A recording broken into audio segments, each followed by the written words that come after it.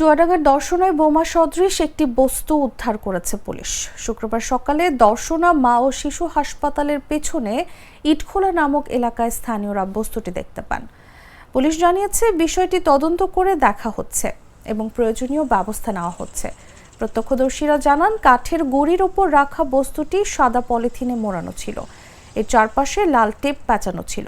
বিষয়টি নজরে আসার পরপরই তারা পুলিশে খবর দেন। দর্শনা থানার ভারপ্রাপ্ত কর্মকর্তা শহীদ তিতুমীর বলেন, বোমা সদৃশ একটি বস্তু উদ্ধার করা হয়েছে। এলাকাটি ঘিরে রাখা হয়েছে এবং নিরাপত্তা জোরদার করা হয়েছে। বোম ডিসপোজাল ইউনিট পরীক্ষা নিরীক্ষার পর নিশ্চিত করা যাবে এটি বোমা নাকি ককটেল। এর আগে ফেব্রুয়ারিতে দর্শনার কিরু, চিনিকল ও পৌর এলাকার বিভিন্ন স্থান থেকে 13টি শক্তিশালী বোমা উদ্ধার করা হয়েছিল। সে সময় রাজশাহী র্যাব 5-এর ইউনিট ও যশোর সেনাবাহিনীর 55 পদাতিক ডিভিশনের বোম ডিসপোজাল ইউনিট এগুলো নিষ্ক্রিয় করে।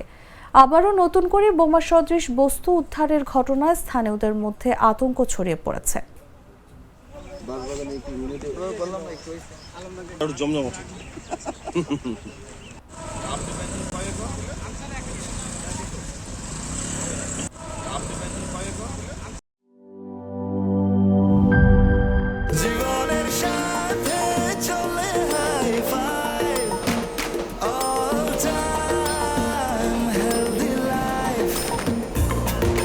জার্নিতে স্বাস্থ্যকর all time family cake, all time healthy life.